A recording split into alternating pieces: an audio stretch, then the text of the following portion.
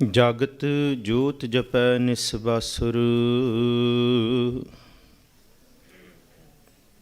ਏਕ ਬਿਨਾ ਮਨ ਨੈਕ ਨ ਆਨੈ।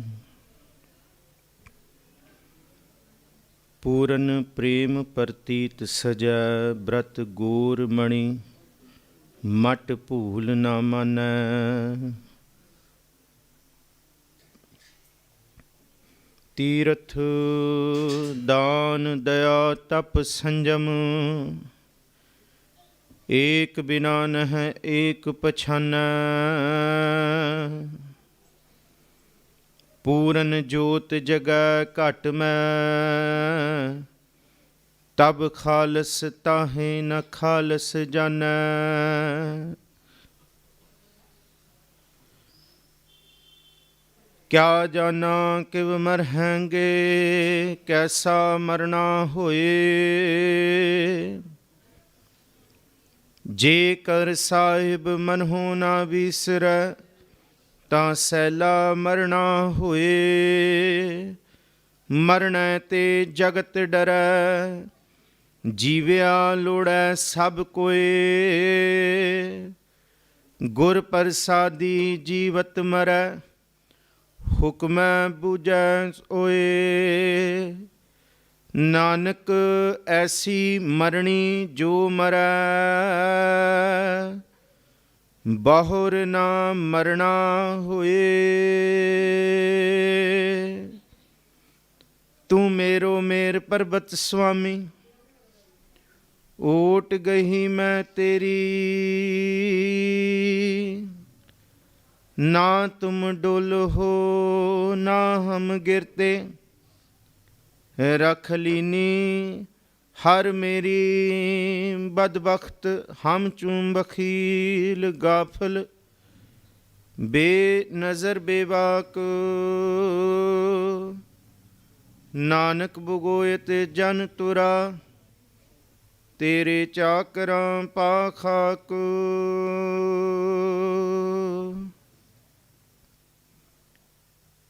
ਹਾਜ਼ਰਾ ਹਜ਼ੂਰ ਜ਼ਹਿਰਾ ਜ਼ਹੂਰ ਸਰਬ ਕਲਾ ਭਰਪੂਰ,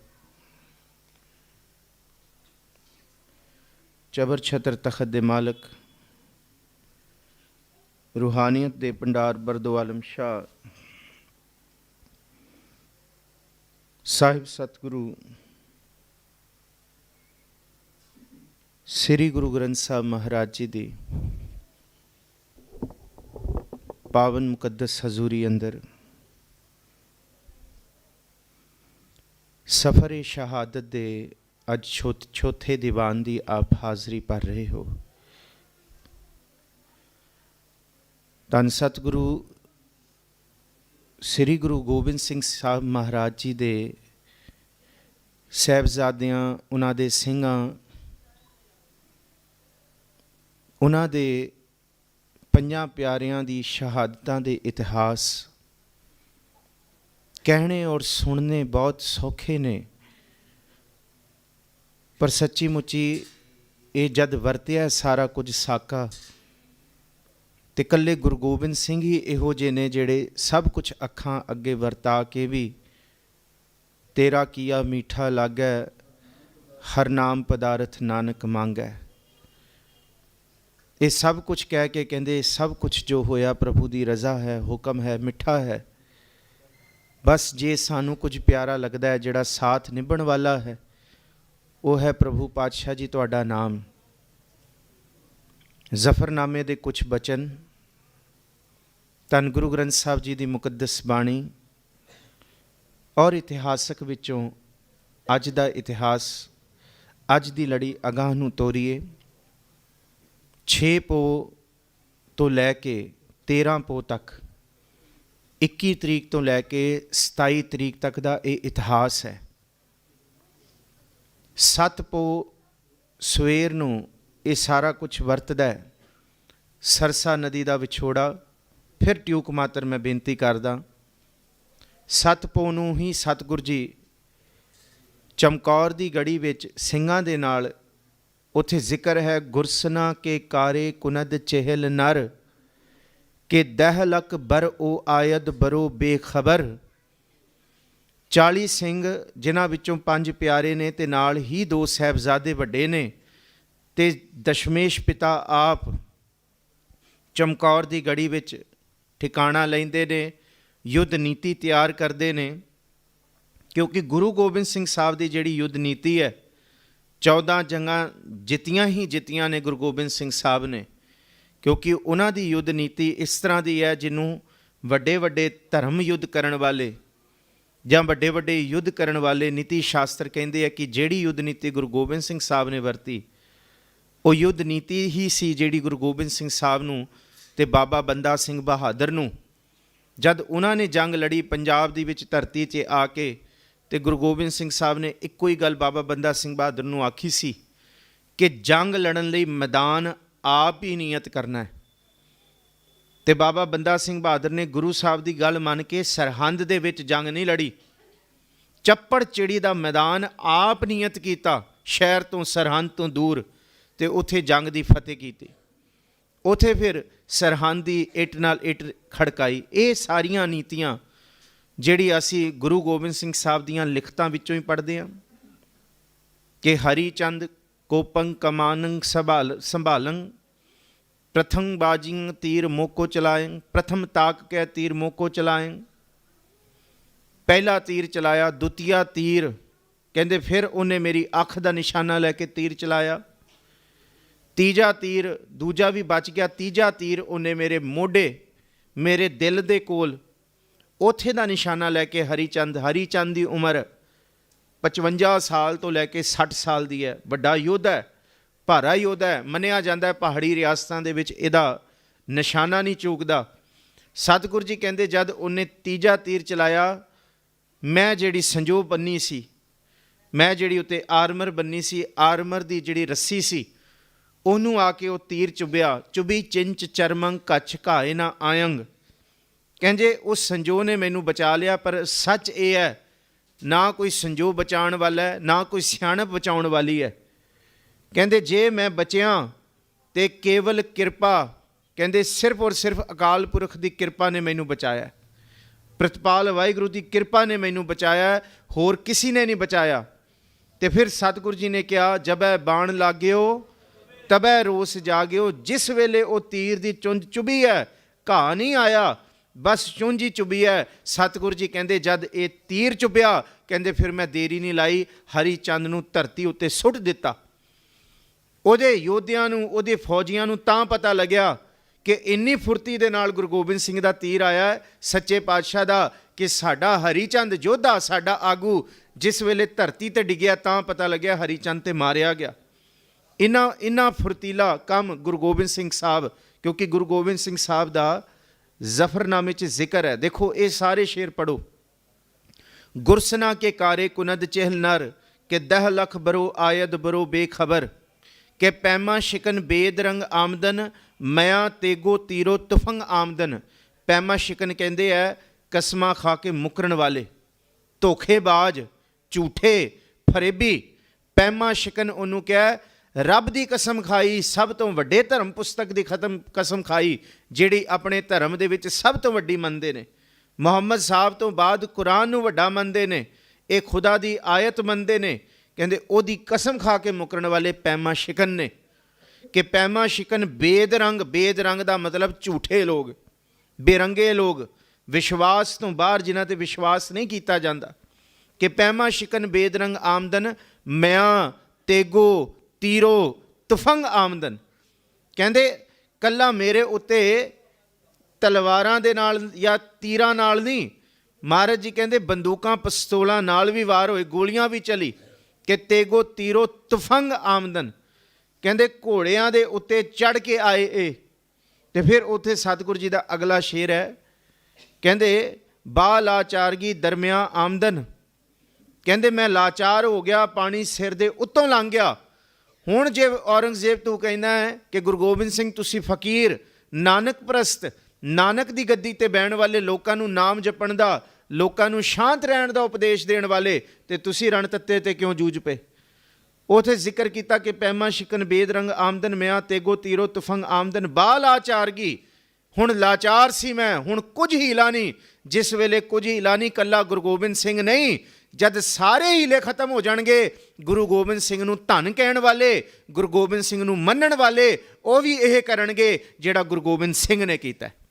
ਬਾ ਲਾਚਾਰਗੀ ਦਰਮਿਆ ਆਮਦਨ, ਬਾ ਤਦਬੀਰੇ ਤੀਰੋ ਤੁਫੰਗ ਆਮਦਨ। ਔਰੰਗਜ਼ੇਬ ਪੁੱਛ ਲੈ ਆਪਣੇ ਬੰਦਿਆਂ ਨੂੰ, ਪੁੱਛ ਲੈ ਵਜ਼ੀਰ ਖਾਨ ਨੂੰ ਕਿ ਇੱਕ ਪਾਸੇ ਉਹਨਾਂ ਦੇ ਸ਼ਸਤਰ ਤੇ ਇੱਕ ਪਾਸੇ ਜਦ ਗੁਰੂ ਗੋਬਿੰਦ ਸਿੰਘ ਦੀ ਗੜੀ ਵਿੱਚੋਂ ਗੁਰੂ ਗੋਬਿੰਦ ਸਿੰਘ ਦੇ ਤੀਰ ਤੁਫੰਗ ਨਿਕਲੇ ਨੇ, ਕਹਿੰਦੇ ਵੱਡਿਆਂ ਵੱਡਿਆਂ ਨੂੰ ਉਹ ਪਸਤ ਕਰ ਗਏ ਨੇ। ਤੇ ਉੱਥੇ ਫਿਰ ਜ਼ਿਕਰ ਹੈ, ਚੂੰਕਾਰ ਅਜ਼ ਹਮਾ ਹੀਲਤੇ ਦਰਗੁਜ਼ਸ਼ਤ, ਹਲਾਲ ਅਸਤ ਬੁਰਦਮ ਬਸ਼ਮਸ਼ੀਰ ਦਸਤ। ਆਓ ਜੀ ਅੱਜ ਇਸੀ ਸ਼ੇਰ ਤੋਂ ਆਰੰਭ ਕਰੀਏ। ਜਿੰਨਾ ਕੁ ਇਤਿਹਾਸ ਇਸ ਸਮੇਂ ਵਿੱਚ ਅਸੀਂ ਵਿਚਾਰ ਸਕਾਂਗੇ ਵਿਚਾਰੀਏ, ਨਹੀਂ ਤੇ ਸਾਡੇ ਕੋਲ ਇਤਿਹਾਸ ਦੇ ਹਜੇ ਕਾਫੀ ਦਿਨ ਪਏ ਨੇ। ਆਓ ਗੁਰੂ ਗੋਬਿੰਦ ਸਿੰਘ ਸਾਹਿਬ ਮਹਾਰਾਜ ਜੀ ਦੀਆਂ ਲਿਖਤਾਂ ਵਿੱਚੋਂ ਜੰਗ ਨੀਤੀ ਦੇਖੀਏ, ਜੰਗ ਦੇਖੀਏ ਕਿਹੋ ਜਿਹੀ ਹੁੰਦੀ ਹੈ। ਤੇ ਸਭ ਤੋਂ ਵੱਡੀ ਜਿਹੜੀ ਕਿਰਪਾ ਦੀ ਗੱਲ ਕੀਤੀ ਹੈ, ਬਖਸ਼ੀਸ਼ ਦੀ ਗੱਲ ਕੀਤੀ ਹੈ, ਉਹ ਕੀ ਚੀਜ਼ ਹੈ?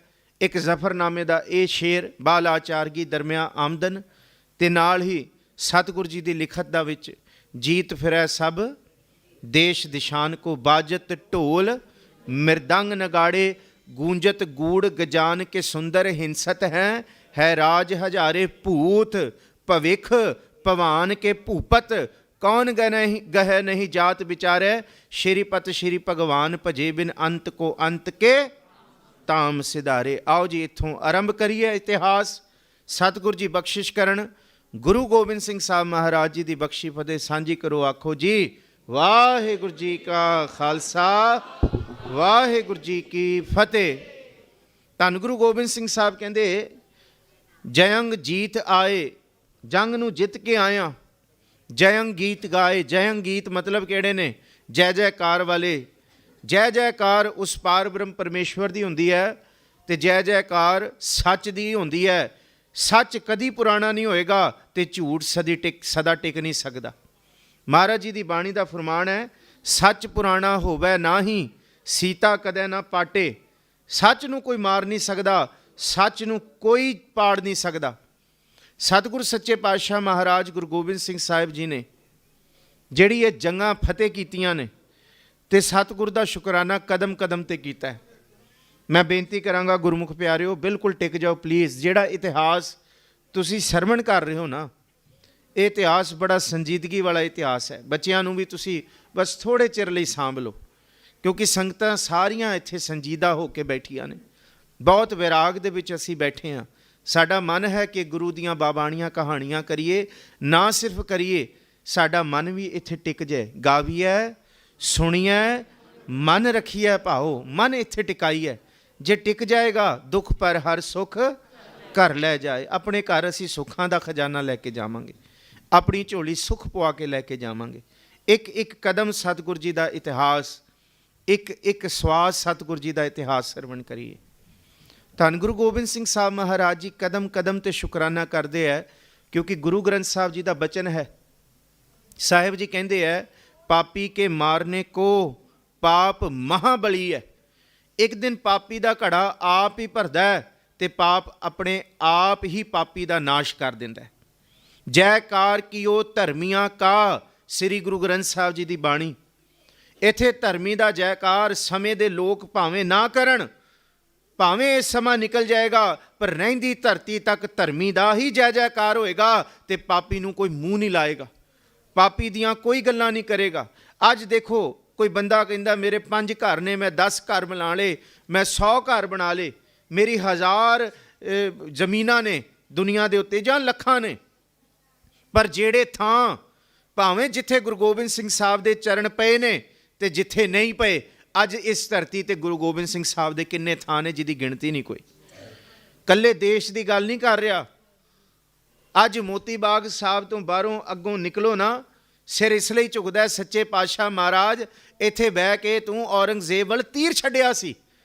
ਇਹ ਸੱਚਾ ਪਾਤਸ਼ਾਹ ਤੁਹਾਡਾ ਤੀਰ ਹੀ ਹੋ ਸਕਦਾ ਸੀ, ਜਿਹੜਾ ਮੋਤੀ ਬਾਗ ਤੋਂ ਲਾਲ ਕਿਲੇ ਤੱਕ ਪਹੁੰਚ ਸਕਦਾ ਸੀ। ਉਹਦਾ ਅਸੀਂ ਜ਼ਿਕਰ ਕਰ ਰਹੇ ਹਾਂ। ਬਾ ਲਾਚਾਰਗੀ ਦਰਮਿਆ ਆਮਦਨ, ਬਾ ਤਦਬੀਰੇ ਤੀਰੋ ਤੁਫੰਗ ਆਮਦਨ। ਕਹਿੰਦੇ ਜਿੰਨਾ ਘੋੜਾ ਨਹੀਂ ਥੱਕਦਾ ਨਾ ਦੌੜਦਾ ਹੋਇਆ, ਗੁਰੂ ਗੋਬਿੰਦ ਸਿੰਘ ਸਾਹਿਬ ਦਾ ਰਣ ਤੱਤੇ ਵਿੱਚ ਤੀਰ ਨਹੀਂ ਥੱਕਦਾ।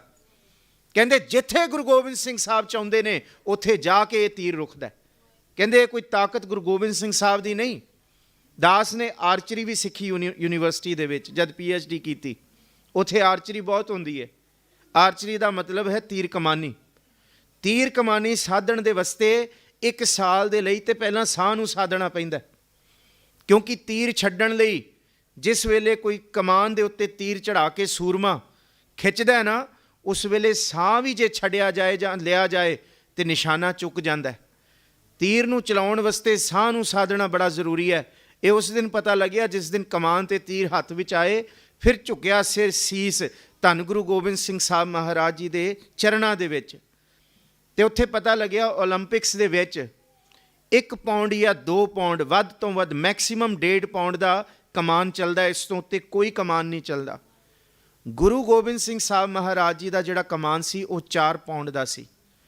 ਉਹਦਾ ਵਜ਼ਨ ਕੋਈ ਤੀਰ ਕਮਾਨ ਦੇ ਭਾਰ ਤੋਂ ਨਹੀਂ ਹੁੰਦਾ, ਉਹਦਾ ਵਜ਼ਨ ਹੁੰਦਾ ਹੈ ਕਮਾਨ ਦੇ ਚਿੱਲੇ ਦੀ ਖਿੱਚ ਦੇ ਉੱਤੇ, ਉਹ ਕਿੰਨਾ ਖਿੱਚਿਆ ਜਾਂਦਾ ਹੈ। ਔਰ ਇਹਦਾ ਸਾਨੂੰ ਇੱਕ ਸਿੱਧਾ ਜਿਹਾ ਉਦਾਹਰਣ ਮਿਲਦਾ ਹੈ ਧੰਨ ਗੁਰੂ ਗੋਬਿੰਦ ਸਿੰਘ ਸਾਹਿਬ ਮਹਾਰਾਜ ਜੀ ਦੇ ਜਦ ਜ਼ਖਮ ਹੋਇਆ ਸੀ ਤੇ ਉਹ ਜ਼ਖਮ ਉਸ ਵੇਲੇ ਬਹੁਤ ਅੱਲਾ ਹੋ ਗਿਆ, ਉਹਦੇ ਟਾਂਕੇ ਉਖੜ ਗਏ ਜਿਸ ਦਿਨ ਸਤਿਗੁਰੂ ਜੀ ਨੇ ਆਪਣਾ ਕਮਾਨ ਖਿੱਚ ਕੇ ਦਿਖਾਇਆ ਸੀ।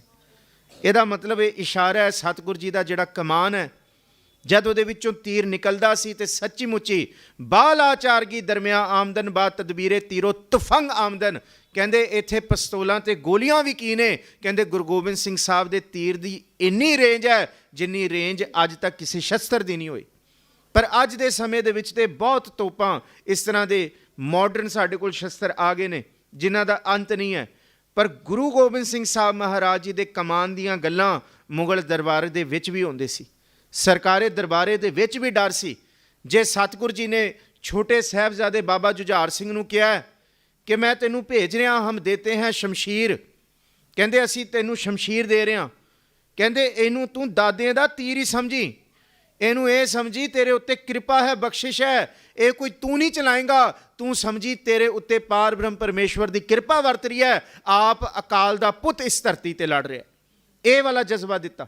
ਹਮ ਦੇਤੇ हैं खंजर उसे तीर समझना, नेजों की जगह दादे का तुम तीर समझना, जितने मरे उससे उन्हें तुम बेपीर समझना, जख्म आए तो रोना नहीं दिलगीर समझना।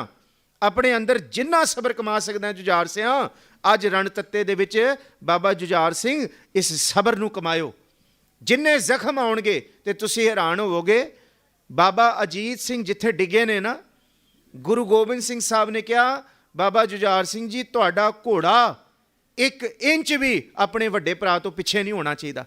जिथे तक वड्डे भराता बाबा अजीत सिंह डिगे ने उत्थे जाके छोटे तू भी अपने प्राण त्यागने ने, उस तो पिछे नहीं।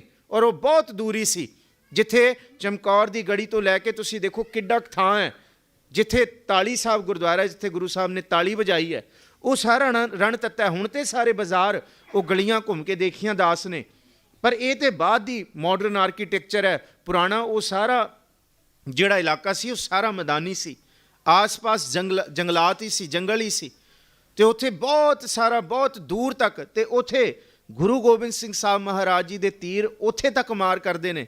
ਤੁਸੀਂ ਦੇਖ ਲਓ, ਇੱਥੇ ਕੋਈ ਅਥਕਥਨੀ ਤੇ ਨਹੀਂ ਹੈ, ਮੋਤੀ ਬਾਗ ਵੀ ਇੱਥੇ ਹੈ, ਤੇ ਗੂਗਲ ਮੈਪ ਤੇ ਪਾ ਕੇ ਦੇਖ ਲਿਓ ਉੱਥੋਂ ਲਾਲ ਕਿਲ੍ਹਾ ਕਿੰਨੀ ਕੁ ਦੂਰ ਹੈ।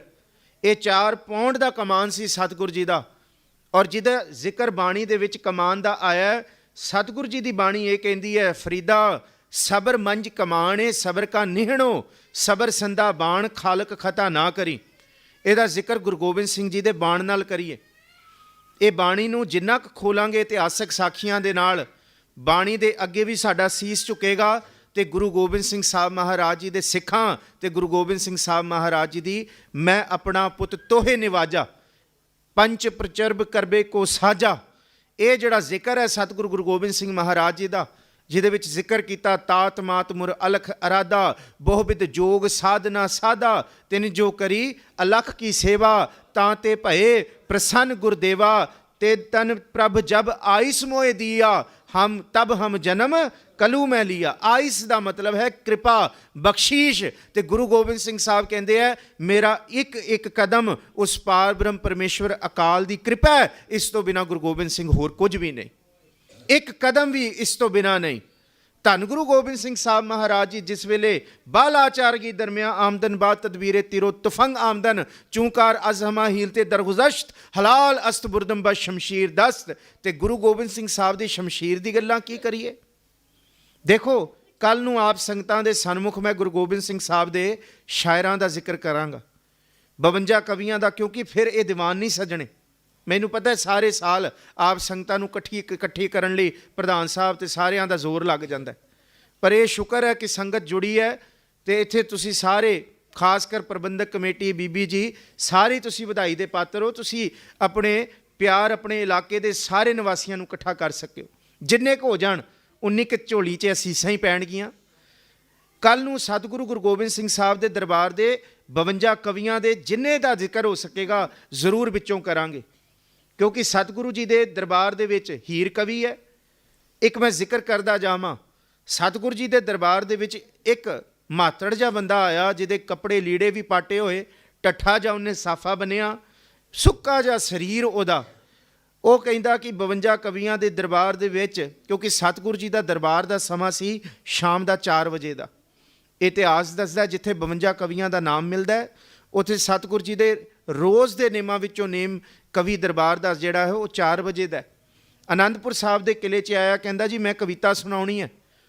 ਤੇ ਜਿਹੜਾ ਉੱਥੇ ਉਸ ਵੇਲੇ ਇਹ ਸਾਰਾ ਸਮਾਗਮ ਸੰਭਾਲਦਾ ਸੀ ਉਹਨੇ ਕਿਹਾ ਐਂ ਤੇ ਕੋਈ ਗੁਰੂ ਗੋਬਿੰਦ ਸਿੰਘ ਸਾਹਿਬ ਦੇ ਦਰਬਾਰ 'ਚ ਨਹੀਂ ਸੁਣਾ ਸਕਦਾ, ਗੁਰੂ ਸਾਹਿਬ ਤੋਂ ਇਜਾਜ਼ਤ ਲਵਾਂਗੇ, ਜੇ ਗੁਰੂ ਸਾਹਿਬ ਇਜਾਜ਼ਤ ਦੇਣਗੇ ਤੇ ਤਾਂ ਤੇਰੀ ਵਾਰੀ ਆਏਗੀ। ਇਜਾਜ਼ਤ ਮਿਲੀ ਗੁਰੂ ਸਾਹਿਬ ਤੋਂ, ਜਦ ਸਾਰੇ ਕਵੀ ਵੇਲੇ ਹੋ ਜਾਣ ਤੇ ਇਹਨੂੰ ਸਮਾਂ ਜ਼ਰੂਰ ਦਿਓ।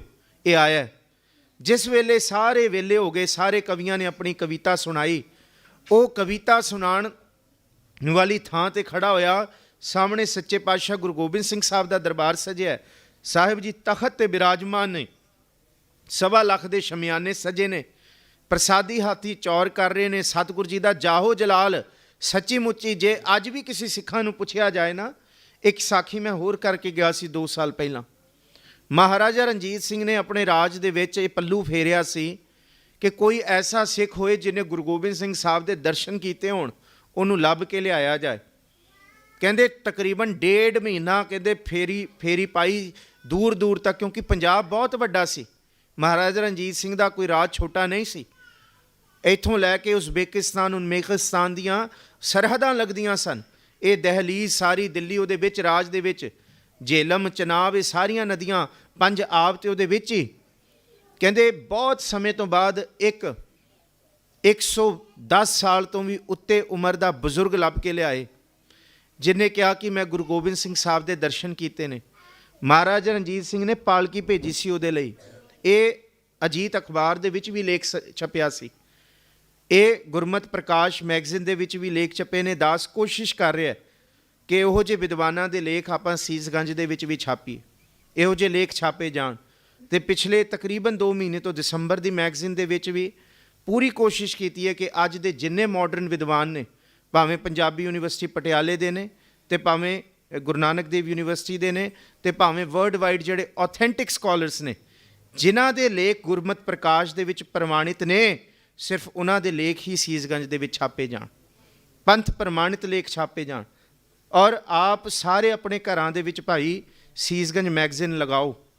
ਤੁਸੀਂ ਦਿੱਲੀ ਦੇ ਵਸਨੀਕ ਹੋ, ਤੁਹਾਡੇ ਹਰ ਘਰ ਦੇ ਵਿੱਚ ਮੈਗਜ਼ੀਨ ਆਉਣੀ ਚਾਹੀਦੀ। ਤੁਸੀਂ ਗੁਰੂ ਤੇਗ ਬਹਾਦਰ ਸਾਹਿਬ ਦੇ ਦੇਣਦਾਰ ਹੋ ਅਤੇ ਘੱਟੋ ਘੱਟ ਤੁਹਾਡੇ ਘਰ 'ਚ ਇਹ ਇੱਕ ਰਸਾਲਾ ਨਹੀਂ ਆਉਂਦਾ ਦਿੱਲੀ ਕਮੇਟੀ ਦਾ ਛਪਿਆ ਹੋਇਆ। ਇਹ ਰਸਾਲਾ ਕਿੰਨੀ ਕੁ ਕੀਮਤ ਹੈ? 5 ਰੁਪਏ ਮਹੀਨੇ ਦੀ ਇਹਦੀ ਕੀਮਤ ਹੈ। ਸਿਰਫ 500 ਰੁਪਏ ਦੇ ਵਿੱਚ ਲਾਈਵ ਮੈਂਬਰਸ਼ਿਪ ਮਿਲ ਜਾਂਦੀ ਹੈ। ਖਰਚੇ ਕਰਨ ਨੂੰ ਤੇ ਅਸੀਂ ਬਹੁਤ ਕੁਝ, ਮੈਂ ਕੋਈ ਇੱਥੇ ਪ੍ਰਚਾਰ ਕਰਨ ਨਹੀਂ ਆਇਆ, ਮੈਂ ਸਿਰਫ ਇਹ ਬੇਨਤੀ ਕਰਨ ਆਇਆ ਭਾਈ ਕਿ ਜਿੰਨਾ ਕੁ ਲਿਟਰੇਚਰ ਅਸੀਂ ਪੜ੍ਹ ਸਕੀਏ, ਅੱਖਾਂ ਦੇ ਸਾਹਮਣੇ ਸਾਡੇ ਆਏਗਾ, ਅਸੀਂ ਸਾਡੇ ਉੱਤੇ ਅਸਰ ਤੇ ਹੋਏਗਾ। ਇੱਕ ਅੱਖਰ ਤੇ ਪੜ੍ਹਾਂਗੇ, ਘਰੇ ਆਏਗਾ, ਪਤਾ ਤੇ ਲੱਗੇਗਾ ਕੁਝ ਪਿਆ ਹੋਇਆ। ਸਤਿਗੁਰੂ ਗੁਰੂ ਗੋਬਿੰਦ ਸਿੰਘ ਸਾਹਿਬ ਮਹਾਰਾਜ ਜੀ ਨੇ ਇਹ ਸਾਰਾ ਕੁਝ ਜਿਹੜਾ ਕਾਰਾ ਵਰਤਾਇਆ, ਕੋਈ ਇਉਂ ਨਹੀਂ ਵਰਤਾਇਆ। 4 ਪੌਂਡ ਦਾ ਸਤਿਗੁਰੂ ਜੀ ਦਾ ਕਮਾਨ ਹੈ, ਔਰ ਓਲੰਪਿਕਸ ਦੇ ਵਿੱਚ ਅੱਜ ਤੱਕ ਐਸਾ ਕੋਈ ਸੂਰਮਾ ਨਹੀਂ ਆਇਆ ਜਿਹੜਾ 2.5 ਪੌਂਡ ਤੋਂ ਉੱਤੇ ਕਮਾਨ ਦੀ ਤੰਦ ਖਿੱਚ ਸਕੇ। ਅਤੇ ਮੈਂ ਜ਼ਿਕਰ ਕੀਤਾ, ਬਾਬਾ ਸ਼ੇਖ ਫਰੀਦ ਕਹਿੰਦੇ ਆਪਣੇ ਸਬਰ ਨੂੰ ਕਮਾਨ ਬਣਾ ਲੈ, ਅਤੇ ਆਮ ਕਮਾਨ ਨਾ ਬਣਾਈ, ਐਸਾ ਕਮਾਨ ਬਣਾਈ ਜਿੱਥੇ ਰੱਬ ਵਰਗਾ ਸੂਰਮਾ, ਰੱਬ ਸੂਰਮਾ ਹੀ ਆ ਕੇ ਉਹਨੂੰ ਖਿੱਚੇ ਅਤੇ ਉਹ ਟੁੱਟੇ ਨਾ। ਸਬਰ ਮੰਜ ਕਮਾਨ ਹੈ ਸਬਰ ਕਾ ਨਿਹਣੋ, ਸਬਰ ਸੰਦਾ ਬਾਣ ਖਾਲਕ ਖਤਾ ਨਾ ਕਰੀ। ਕਹਿੰਦੇ ਜੇ ਆਪਣੇ ਜੀਵਨ ਨੂੰ ਕਮਾਨ ਦੀ ਤਰ੍ਹਾਂ ਤੂੰ ਖਿੱਚ ਲੇਂਗਾ, ਦੁਨੀਆ ਦੇ ਜਿੰਨੇ ਦੁੱਖ ਨੇ, ਜਿੰਨੇ ਸੁੱਖ ਨੇ, ਜਿੰਨੇ ਹਰਕ ਨੇ, ਜਿੰਨੇ ਸੋਗ ਨੇ, ਜਿੰਨੇ ਬਾਰ ਦੇ ਦਿਖਦੇ ਪਸਾਰੇ ਕਲੇਸ਼ ਨੇ, ਇਹਨਾਂ ਨੂੰ ਆਪਣੇ ਅੰਦਰ ਜਰ ਜਾ, ਇਹਦਾ ਕੌੜਾ ਘੁੱਟ ਭਰ ਲੈ, ਇਹਨੂੰ ਅਣਡਿੱਠ ਕਰ ਲੈ। ਸਤਿਗੁਰੂ ਜੀ ਕਹਿੰਦੇ ਜੇ ਕਰ ਜਾਏਗਾ ਤੇਰਾ ਜੀਵਨ ਇਹੋ ਜਿਹਾ ਕਮਾਨ ਬਣ ਜਾਏਗਾ, ਜੇ ਉਹਨੂੰ ਰੱਬ ਵੀ ਆ ਕੇ ਚਲਾਏਗਾ ਕਹਿੰਦੇ ਉਹ ਤਿੜਕੇਗਾ ਨਹੀਂ, ਪਰ ਉਹਦੇ ਵਿੱਚੋਂ ਜਦ ਰੱਬ ਦੇ ਨਾਮ ਦਾ ਤੀਰ ਨਿਕਲੇਗਾ ਕਹਿੰਦੇ ਕਦੀ ਵੀ ਉਹ ਆਪਣੇ ਨਿਸ਼ਾਨੇ ਤੋਂ ਖੁੰਝੇਗਾ ਨਹੀਂ। ਉਹ ਨਿਸ਼ਾਨਾ ਹੈ ਝੱਖੜ ਝਾਂਗੀ ਮੀਂਹ ਵਰਸੈ, ਭੀ ਗੁਰ ਦੇਖਣ ਜਾਈ, ਸਮੁੰਦ ਸਾਗਰ ਹੋਵੈ ਬਹੁ ਖਾਰਾ। ਗੁਰਸਿੱਖ ਗੁਰਸਿੱਖ ਮਿਲ ਗੁਰੂ ਪਹਿ ਜਾਈ। ਗੁਰਸਿੱਖ ਦਾ, ਗੁਰਮੁਖ ਦਾ ਫਰਜ਼ ਹੈ ਉਹਨੇ ਗੁਰੂ ਦੇ ਦਰਸ਼ਨ ਕਰਨੇ ਨੇ। ਇਹਨੂੰ ਕਿਹਾ ਸਾਚੀ ਪ੍ਰੀਤ ਹਮ ਤੁਮ ਸਿਓ ਜੋਰੀ, ਤੁਮ ਸਿਓ ਜੋਰ ਅਵਰ ਸੰਗ ਤੋਰੀ। ਜੋ ਤੁਮ ਗਿਰਵਰ ਤੋ ਹਮ ਮੋਰਾ, ਤੋ ਜੋ ਤੁਮ ਚੰਦ ਤੋ ਹਮ ਭਏ ਹੈ ਚਕੋਰਾ। ਇਹ ਹੈ ਅੰਦਰ ਦੀ ਪ੍ਰੀਤ। ਜੇ ਰੱਬ ਤੂੰ ਪਹਾੜ ਬਣਦਾ, ਜੇ ਤੂੰ ਬੱਦਲ ਬਣ ਕੇ ਵਰਸਦਾ ਤੇ ਮੈਂ ਸਿੱਖ ਤੇਰੇ ਉੱਤੇ ਮੋਰ ਬਣ ਕੇ ਪੈਲੀਆਂ ਪਾਵਾਂਗੇ। ਜੇ ਤੂੰ ਰੱਬ ਚੰਦਰਮਾ ਬਣ ਕੇ ਇੱਥੇ ਚਾਨਣੀ ਵਰਤਦਾ, ਆਪਣੀ ਠੰਡ ਵਰਤਾਉਂਦਾ, ਤੇ ਮੈਂ ਚਕੋਰ ਬਣ ਕੇ ਤੈਨੂੰ ਸਾਰੀ ਰਾਤ ਵੇਖਾਂਗਾ। ਕਿਉਂਕਿ ਅਮਿਓ ਦਿਸ਼ਟ ਸ਼ੁਭ ਕਰੈ, ਹਰੈ ਅਗ ਪਾਪ ਸਗਲ ਮਲ। ਕਾਮ ਕ੍ਰੋਧ ਅਰ ਲੋਭ ਮੋਹ, ਵਸ ਕਰੈ ਸਬੈ ਬਲ। ਕਹਿੰਦੇ ਸਦਾ ਸੁਖ ਮਨ ਵਸੈ, ਦੁਖ ਸੰਸਾਰੈ ਹੈ ਖੋਵੈ। ਗੁਰ ਨਵਨਿਧ ਦਰਿਆਓ, ਜਨਮ ਹਮ ਕਾਲਖ ਧੋਵੈ। ਜੇ ਗੁਰੂ ਦਰਿਆਓ ਹੈ ਤੇ ਫਿਰ ਮੈਂ ਤੀਰਥ ਯਾਤਰੀ ਬਣ ਕੇ ਗੁਰੂ ਸ਼ਬਦ ਦੇ ਵਿੱਚ ਆਪਣੇ ਮਨ ਦੀ ਚੁੱਭੀ ਲਾਵਾਂਗਾ। ਤੇ ਸਾਰੇ ਜਪੋ ਸੂਕਾ ਹੋ ਟਲ ਗੁਰ ਸੇਵੀਆ। ਇਹਨੂੰ ਸੋਕੋ ਟਲ ਨਹੀਂ ਪੜਨਾ, ਸੱਸੇ ਨੂੰ ਔਂਕੜ ਹੈ।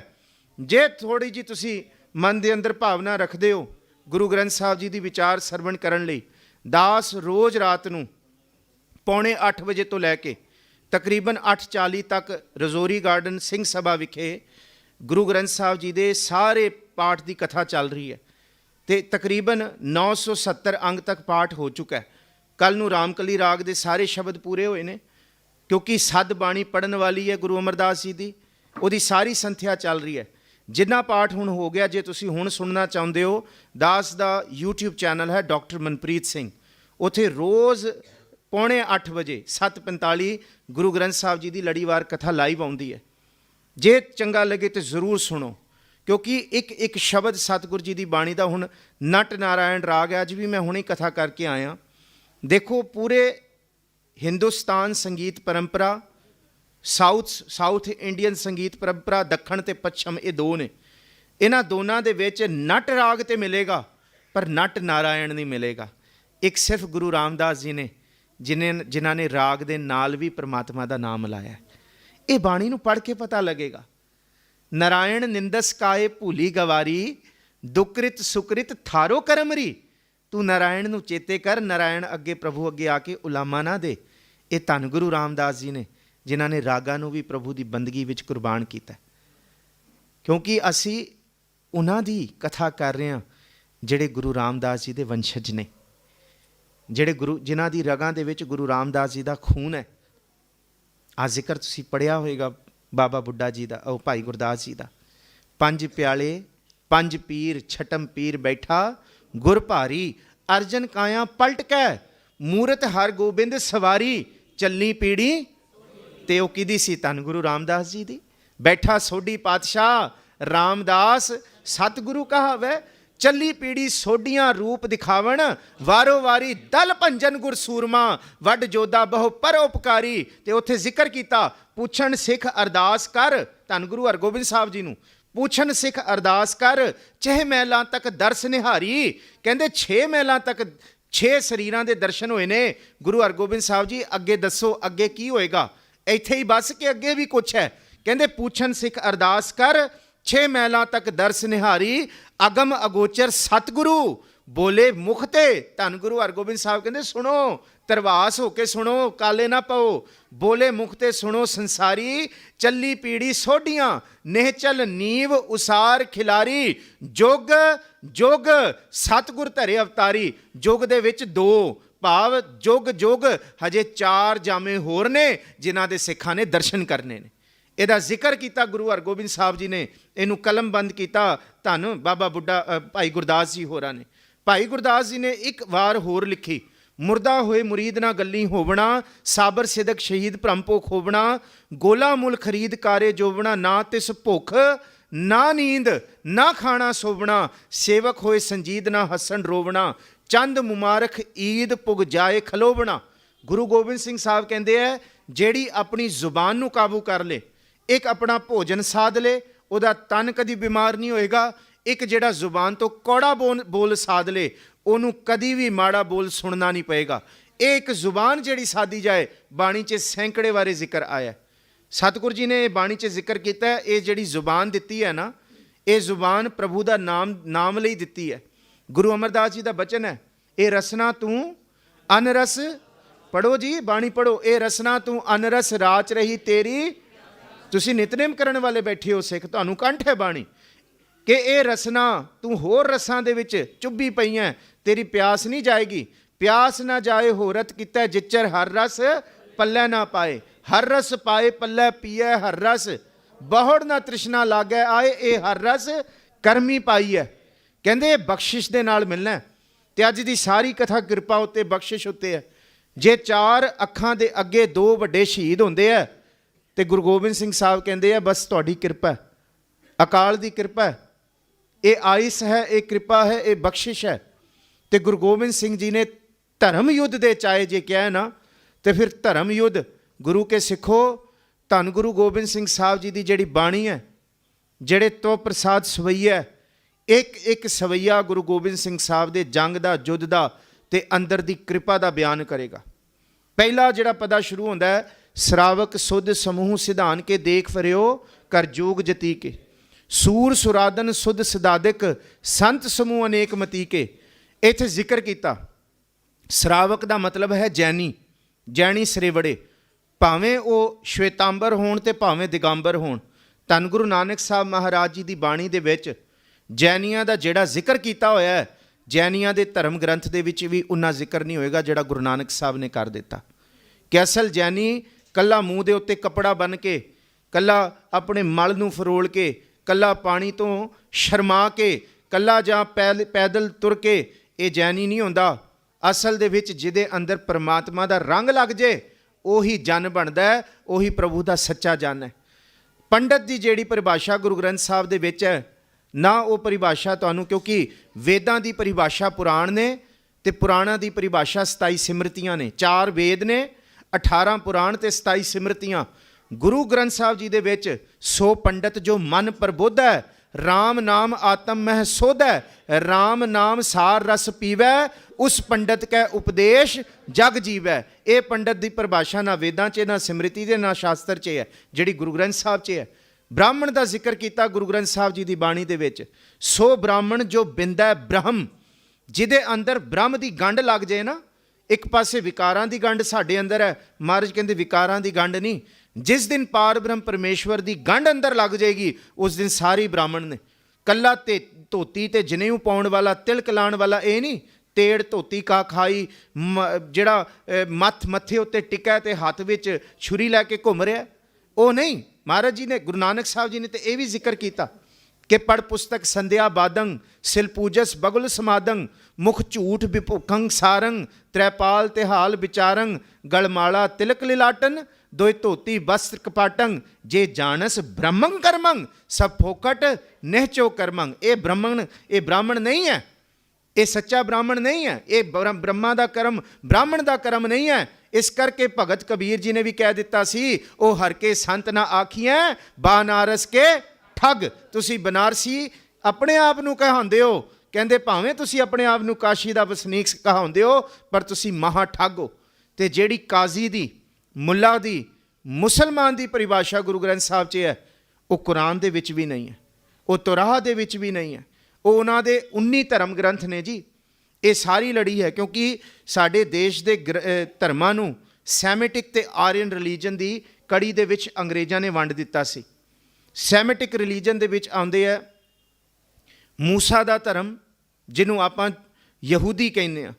ਉਸ ਤੋਂ ਬਾਅਦ ਈਸਾ ਦਾ ਧਰਮ, ਜਿਹਨੂੰ ਆਪਾਂ ਕ੍ਰਿਸਚੈਨਿਟੀ ਕਹਿੰਦੇ ਹਾਂ। ਉਸ ਤੋਂ ਬਾਅਦ ਆਉਂਦਾ ਇਸਲਾਮ, ਮੁਹੰਮਦ ਸਾਹਿਬ ਦਾ ਧਰਮ। ਇਹ 3 ਆਉਂਦੇ ਸੈਮਿਟਿਕ ਧਰਮ ਦੇ ਵਿੱਚ। ਬਾਕੀ ਆਰੀਅਨ ਧਰਮ ਦੇ ਵਿੱਚ ਸਾਰੇ ਆ ਜਾਂਦੇ ਆ। ਹਿੰਦੂਜ਼ਮ, ਬੁੱਧਿਜ਼ਮ, ਜੈਨਿਜ਼ਮ, ਦੇਖੋ ਅੰਗਰੇਜ਼ਾਂ ਨੇ ਸਾਡੇ ਨਾਲ ਇਜ਼ਮ ਲਾਤਾ, ਪਰ ਗੁਰੂ ਕੇ ਸਿੱਖੋ ਇਹ ਬਹੁਤ ਵੱਡੀ ਚਾਲ ਹੈ ਅੰਗਰੇਜ਼ਾਂ ਦੇ ਸਮੇਂ ਦੀ। ਸਿੱਖੀਜ਼ਮ ਲਫ਼ਜ਼ ਨਾ ਵਰਤਿਆ ਕਰੋ। ਇਜ਼ਮ ਦੀ ਪਰਿਭਾਸ਼ਾ ਕਦੀ ਖੋਲ੍ਹ ਕੇ ਪੜ੍ਹਿਓ ਥੇਜ਼ਾਰਸ ਵਿੱਚੋਂ ਜਾਂ ਵਿਕੀਪੀਡੀਆ ਵਿੱਚੋਂ ਜਾਂ ਡਿਕਸ਼ਨਰੀਜ਼ ਜਾਂ ਸਾਡੇ ਇੰਟਰਨੈਟ ਵਿੱਚੋਂ। ਇਜ਼ਮ, ਸਿੱਖੀਜ਼ਮ, ਸਿੱਖ ਕਦੀ ਵੀ ਇਜ਼ਮ ਦੇ ਵਿੱਚ ਨਹੀਂ ਆਉਂਦਾ। ਇਜ਼ਮ ਬੁੱਧੀਜ਼ਮ 'ਤੇ ਹੋ ਜਾਂਦਾ, ਇਜ਼ਮ ਜੈਨਿਜ਼ਮ ਦੇ ਉੱਤੇ ਤੇ ਚੱਲ ਸਕਦਾ ਹੈ, ਪਰ ਇਜ਼ਮ ਸਿੱਖਾਂ ਦੇ ਉੱਤੇ ਨਹੀਂ ਚੱਲ ਸਕਦਾ। ਲਫ਼ਜ਼ ਜੇ ਵਰਤਣਾ ਹੈ ਅੰਗਰੇਜ਼ੀ 'ਚ, ਤੇ ਫਿਰ ਸਿੱਖ ਜਾਂ ਸਿੱਖੀ ਵਰਤੋ, ਸਿੱਖੀਜ਼ਮ ਕਦੀ ਨਾ ਵਰਤੋ। ਇਹ ਬਹੁਤ ਵੱਡਾ ਘਾਟਾ ਹੈ। ਮੈਂ ਫਿਰ ਕਹਿ ਦਾਂ, ਜਿਹੜਾ ਅੱਜ ਵੀ ਡਿਕਸ਼ਨਰੀਜ਼ ਦੇ ਵਿੱਚ, ਆਕਸਫੋਰਡ ਵਰਗੀ ਡਿਕਸ਼ਨਰੀਜ਼ ਦੇ ਵਿੱਚ ਸਿੱਖਾਂ ਦੀ ਪਰਿਭਾਸ਼ਾ ਲਿਖੀ ਹੋਈ ਹੈ ਨਾ, ਉਹ ਕਲਟੀ ਲਿਖਿਆ ਹੋਇਆ। ਸਾਨੂੰ ਵੀ ਇਜ਼ਮ ਦੇ ਵਿੱਚ ਉਸੀ ਲੜੀ ਦੇ ਵਿੱਚ ਪਾਇਆ ਜਿਨ੍ਹਾਂ ਨੂੰ ਬੁੱਧੀਜ਼ਮ, ਜੈਨਿਜ਼ਮ ਅਤੇ ਸਿੱਖੀਜ਼ਮ ਇਸੀ ਲੜੀ ਦੇ ਵਿੱਚ ਸਾਨੂੰ ਤੋੜ ਦਿੱਤਾ। ਪਰ ਨਹੀਂ, ਗੁਰੂ ਨਾਨਕ ਸਾਹਿਬ ਬਾਬਤ ਜੇ ਭਾਈ ਗੁਰਦਾਸ ਜੀ ਲਿਖਦੇ ਨੇ, ਮਾਰਿਆ ਸਿੱਕਾ ਜਗਤ ਵਿੱਚ ਨਾਨਕ ਨਿਰਮਲ ਪੰਥ ਚਲਾਇਆ। ਇਹ ਨਿਰਮਲ ਪੰਥ ਚਲਾਇਆ, ਇਹ ਬਿਲਕੁਲ ਵੱਖਰਾ ਰਸਤਾ ਹੈ। ਔਰ ਇਹਨੂੰ ਗੁਰੂ ਗੋਬਿੰਦ ਸਿੰਘ ਸਾਹਿਬ ਮਹਾਰਾਜ ਜੀ ਨੇ ਪੂਰਨ ਰੂਪ ਦੇ ਵਿੱਚ ਤਿਆਰ ਕੀਤਾ, ਜਦ ਪ੍ਰਗਟਿਓ ਖਾਲਸਾ ਪਰਮਾਤਮ ਕੀ ਮੌਜ। ਹੁਣ ਆਓ ਜੀ, ਪਹਿਲਾਂ ਕਹਿੰਦੇ ਆ ਭਾਵੇਂ ਜੈਨੀ ਸਰੇਵੜੇ ਹੋਣ, ਸ਼ਰਾਵਕ ਸੁੱਧ ਸਮੂਹ ਸਿਧਾਨਕ ਹੈ, ਭਾਵੇਂ ਬ੍ਰਾਹਮਣ ਹੋਣ, ਭਾਵੇਂ ਪੰਡਤ ਹੋਣ, ਸਾਰਾ ਇਹਦੇ ਵਿੱਚ ਆ ਗਿਆ।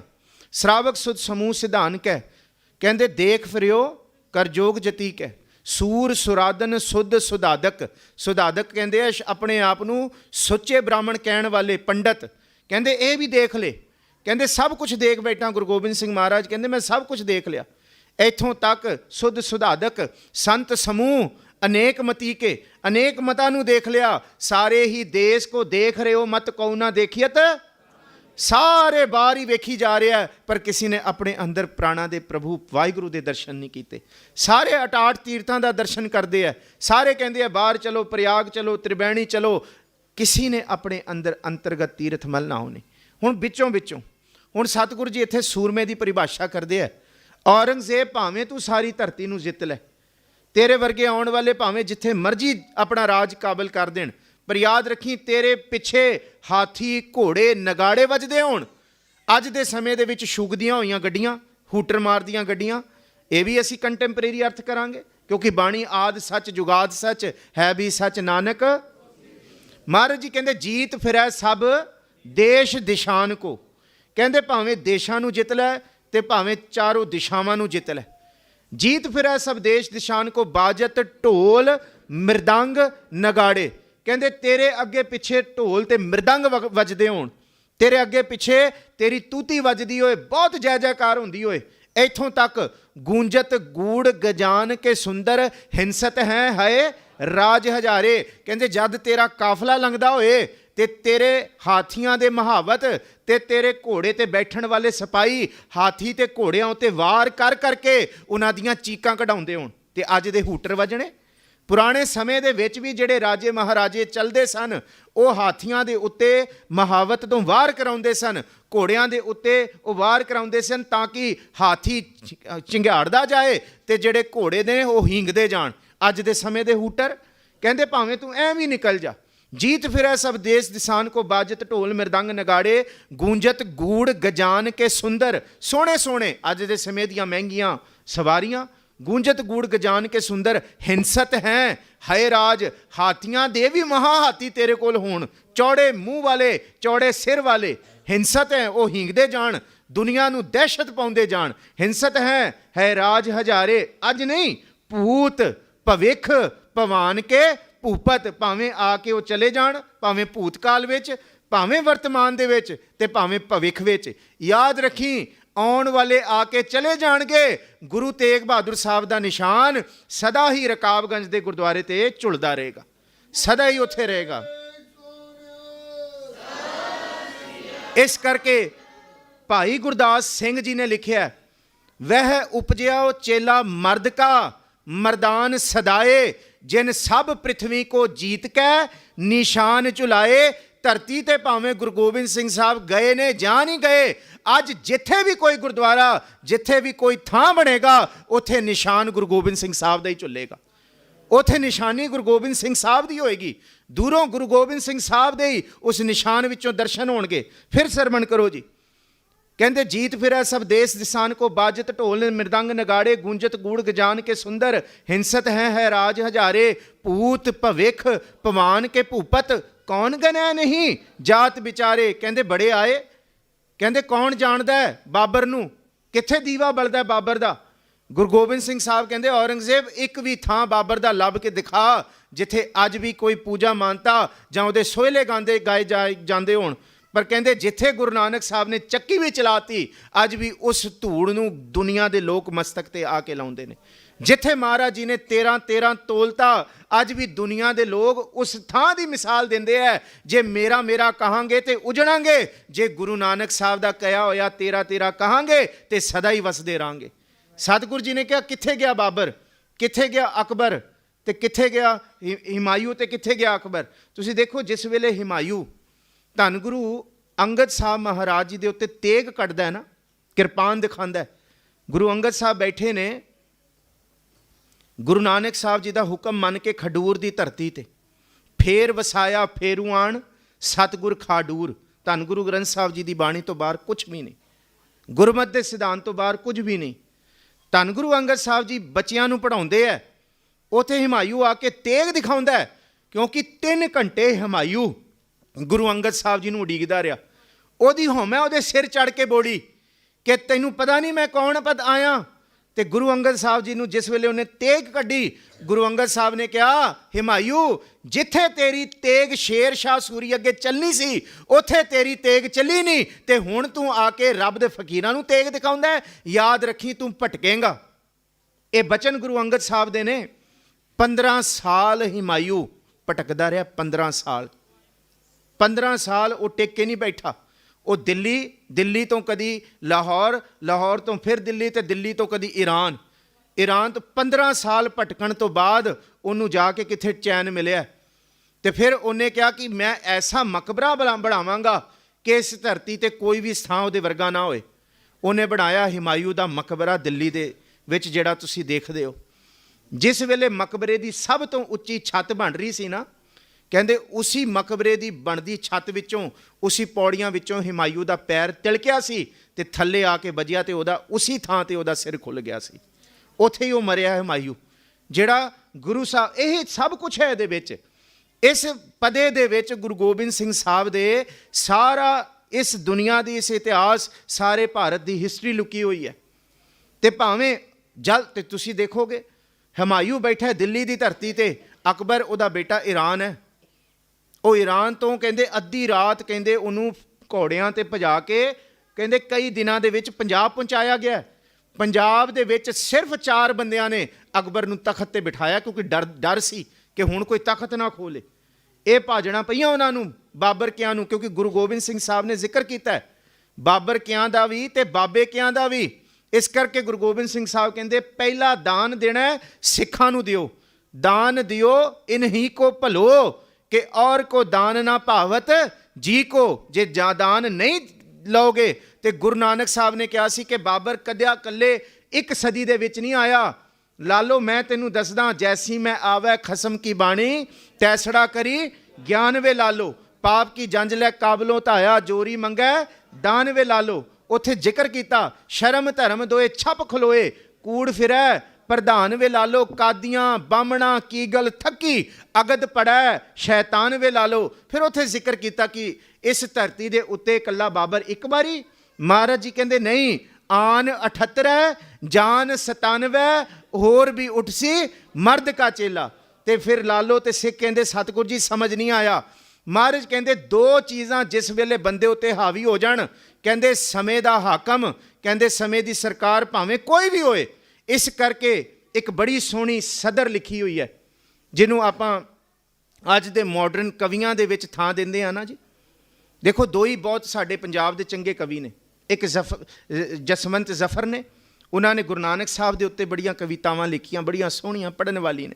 ਗੁਰੂ ਨਾਨਕ ਸਾਹਿਬ ਦੀ ਤਸਵੀਰ ਉੱਤੇ ਵੀ ਲਿਖੀ ਕਿ ਜਿਹੜੀ ਤਸਵੀਰ ਅਸੀਂ ਗੁਰੂ ਨਾਨਕ ਸਾਹਿਬ ਦੀ ਬਣਾਈ ਹੈ, ਜਿਨ੍ਹਾਂ ਨੇ ਧਰਤੀ ਕਿੰਨੀ ਗਾਤੀ, ਕਹਿੰਦੇ ਮੋਟਾ ਠੁੱਲਾ ਜਾਂ ਮੂੰਹ, ਐਡਾ ਭਾਰਾ ਜਾਂ ਹੱਥ ਉਹਦਾ ਹੋ ਸਕਦਾ ਜਿਹਨੇ 17 ਸਾਲ ਖੇਤੀ ਕੀਤੀ ਹੋਏ। ਕਹਿੰਦੇ ਅਸੀਂ ਸੱਚੇ ਗੁਰੂ ਨਾਨਕ ਨੂੰ ਸੱਚੀ ਦੇਖ ਨਹੀਂ ਸਕਦੇ, ਅਸੀਂ ਉਸ ਗੁਰੂ ਨਾਨਕ ਨੂੰ ਨਹੀਂ ਪੂਜ ਸਕਦੇ ਜਿਹੜਾ ਗੁਰੂ ਨਾਨਕ ਸਾਹਿਬ ਸੱਚੀ ਮੁੱਚੀ ਸੀ। ਸਾਨੂੰ ਤੇ ਬਸ ਚੁੱਪਚਾਪ ਬਜ਼ੁਰਗਾਂ ਵਾਂਗ ਗੁਰੂ ਨਾਨਕ ਕੰਧ ਤੇ ਟੰਗਿਆ ਹੋਇਆ ਹੀ ਚੰਗਾ ਲੱਗਦਾ ਹੈ, ਜਿਹੜਾ ਲక్ష్ਮੀ ਦਾ ਹੱਥ ਦੇ ਕੇ ਬਸ ਸਾਡੇ ਉੱਤੇ ਕਿਰਪਾ ਵਰਤਾ ਰਿਹਾ। ਪਰ ਸਾਨੂੰ ਉਹ ਗੁਰੂ ਨਾਨਕ ਨਹੀਂ ਪਾਉਂਦਾ ਜਿਹਦੇ ਹੱਥ 'ਚ ਡਾਂਗ ਹੈ, ਆਸਾ ਹੱਥ ਕਿਤਾਬ ਕੱਛ। ਸਾਨੂੰ ਉਹ ਗੁਰੂ ਨਾਨਕ ਸਾਹਿਬ ਨਹੀਂ ਪਾਉਂਦੇ ਜਿਹੜਾ ਬਾਣੀ ਦੇ ਵਿੱਚ ਕਹਿੰਦੇ ਹੈ, ਸਤਿਗੁਰੂ ਜੀ ਨੇ ਕਿਹਾ ਨਾ, ਜੇ ਸਕਤਾ ਸਕਤੇ ਕੋ ਮਾਰੈ ਤਾਂ ਮਨ ਰੋਸ ਨਾ ਹੋਈ, ਸਕਤਾ ਸ਼ੀ ਮਾਰੇ ਪੈ ਵੱਗੈ ਖਸਮੈ ਸਾ ਪੁਰਸਾਈ। ਸਤਿਗੁਰੂ ਜੀ ਨੇ ਇਹ ਹਲੂਣਾ ਦਿੱਤਾ। ਕਹਿੰਦੇ ਉਹ ਗੁਰੂ ਨਾਨਕ ਸਾਹਿਬ ਨੂੰ ਜੇ ਦਰਸ਼ਨ ਕਰਨੇ ਹੈ, ਉਹ ਤਸਵੀਰਾਂ ਦੇ ਨਾਲ, ਉਹ ਕਲਮਾਂ ਦੇ ਨਾਲ ਤੇ ਉਹ ਰੰਗਾਂ ਨਾਲ ਨਹੀਂ ਬਣਾਏ ਜਾ ਸਕਦੇ।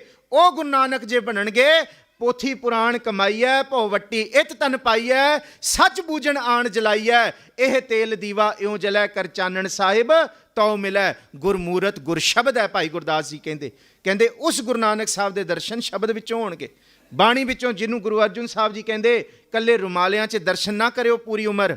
ਜੇ ਰੁਮਾਲਿਆਂ 'ਚ ਦਰਸ਼ਨ ਢੱਕ ਕੇ ਹੀ ਕਰਦੇ ਰਹੇ, ਨਾ ਕੁਝ ਸਵਰੇਗਾ ਤੇ ਨਾ ਸਵਾਰ ਸਕੋਗੇ। ਇੱਕ ਕੰਮ ਕਰਿਓ, ਪੀਊ ਦਾਦੇ ਕਾ ਜਿਹੜਾ ਖਜ਼ਾਨਾ ਦਿੱਤਾ ਹੈ, ਇਹਨੂੰ ਮਾਣੋ। ਹਮ ਧਨਵੰਤ ਭਾਗਟ ਸੱਚ ਨਾਏ, ਹਰ ਗੁਣ ਗਾਏ ਸਹਿਜ ਸੁਭਾਏ, ਪੀਊ ਦਾਦੇ ਕਾ ਖੋਲ ਡਿੱਠਾ ਖਜ਼ਾਨਾ, ਤਾਂ ਮੇਰਾ ਮਨ ਭਇਆ ਨਿਧਾਨਾ। ਇਹਨੂੰ ਖੋਲੋ ਭਾਈ, ਇਹਨੂੰ ਰੁਮਾਲਾ ਚੱਕੋ,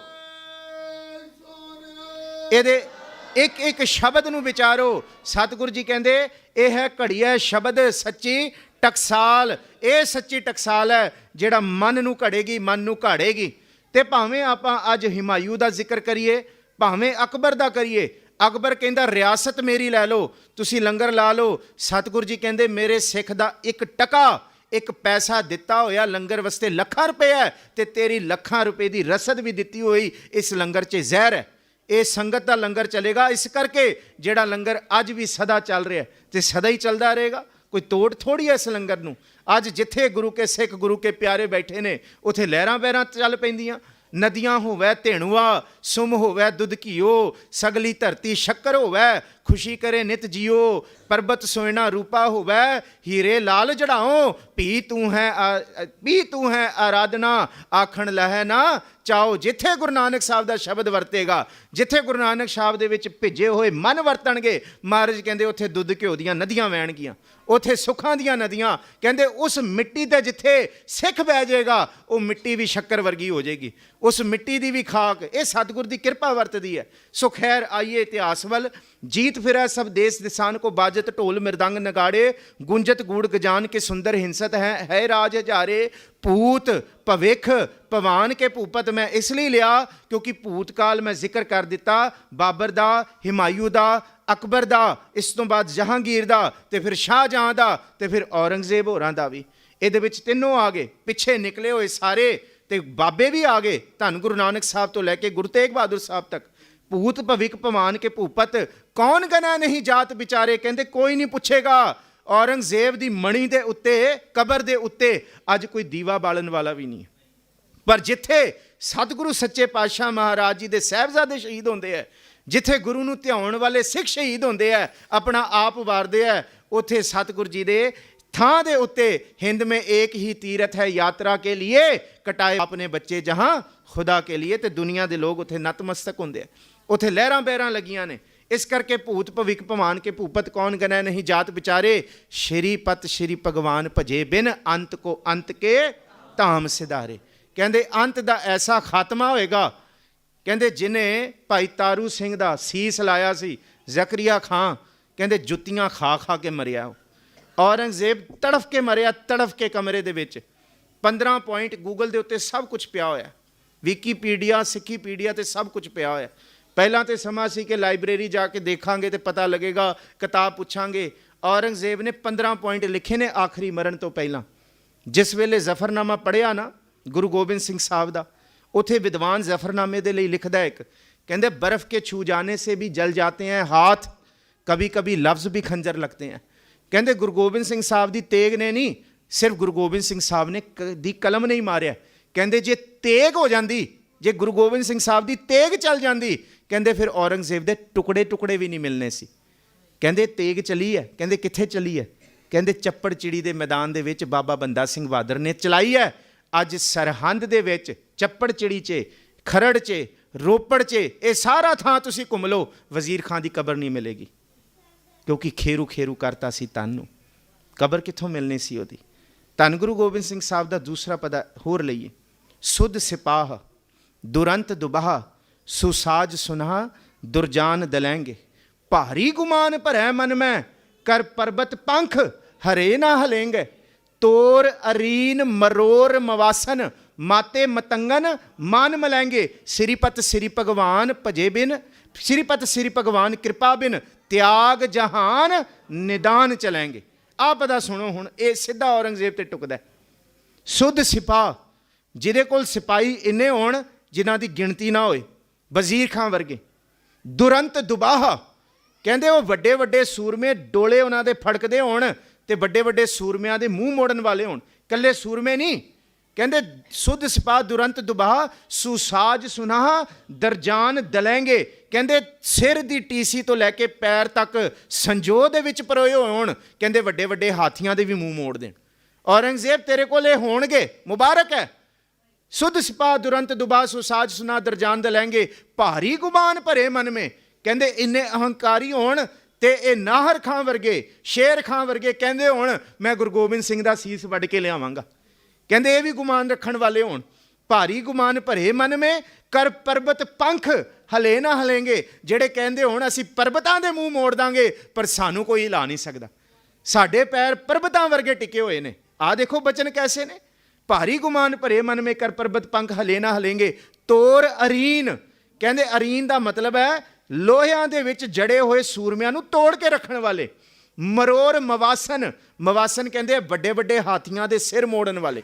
ਤੋਰ ਅਰੀਨ ਮਰੋਰ ਮਵਾਸਨ ਮਾਤੇ ਮਤੰਗਨ ਮਾਨ ਮਲੈਂਗੇ, ਕਹਿੰਦੇ ਵੱਡੀਆਂ ਵੱਡੀਆਂ ਸੇਨਾਵਾਂ ਨੂੰ ਹੱਥ ਦੀ ਤਲੀ ਤੇ ਮਲਣ ਵਾਲੇ। ਪਰ ਯਾਦ ਰੱਖੀ ਔਰੰਗਜ਼ੇਬ, ਸ੍ਰੀਪਤ ਸ੍ਰੀ ਭਗਵਾਨ ਭਜੇ ਬਿਨ ਸ੍ਰੀਪਤ ਸ੍ਰੀ ਭਗਵਾਨ ਕਿਰਪਾ ਬਿਨ ਤਿਆਗ ਜਹਾਨ ਨਿਦਾਨ ਚਲੈਂਗੇ, ਕਹਿੰਦੇ ਜਹਾਨ ਨੂੰ ਐਵੇਂ ਛੱਡ ਕੇ ਜਾਣਗੇ ਜਿਵੇਂ ਕਦੀ ਜਹਾਨ ਤੇ ਆਏ ਨਾ ਹੋਣ। ਕਹਿੰਦੇ ਜਿਨ੍ਹਾਂ ਦਾ ਖੁਰਾ ਖੋਜ ਨਹੀਂ ਰਹੇਗਾ, ਇਹੋ ਜਿਹਾ ਉਹ ਉਸ ਪ੍ਰਭੂ ਦੀ ਕਿਰਪਾ ਤੋਂ ਬਿਨਾਂ ਇੱਥੋਂ ਜਾਣਗੇ। ਕਹਿੰਦੇ ਪਰ ਇੱਥੇ ਰਹੇਗਾ ਕੌਣ? ਤੇ ਗੁਰੂ ਗੋਬਿੰਦ ਸਿੰਘ ਸਾਹਿਬ ਕਹਿੰਦੇ ਸਾਚ ਕਹੋ ਸੁਣ ਲਿਓ ਸਬੈ ਜਿਨ ਪ੍ਰੇਮ ਕੀਓ, ਜਿਹੜੇ ਪ੍ਰਭੂ ਨੂੰ ਧਿਆਉਣ ਵਾਲੇ ਨੇ, ਜਿਹੜੇ ਉਹਦੀ ਆਰਾਧਨਾ ਕਰਨ ਵਾਲੇ ਨੇ, ਤੇ ਬਾਣੀ ਵਿੱਚੋਂ ਕਰੋ ਦਰਸ਼ਨ।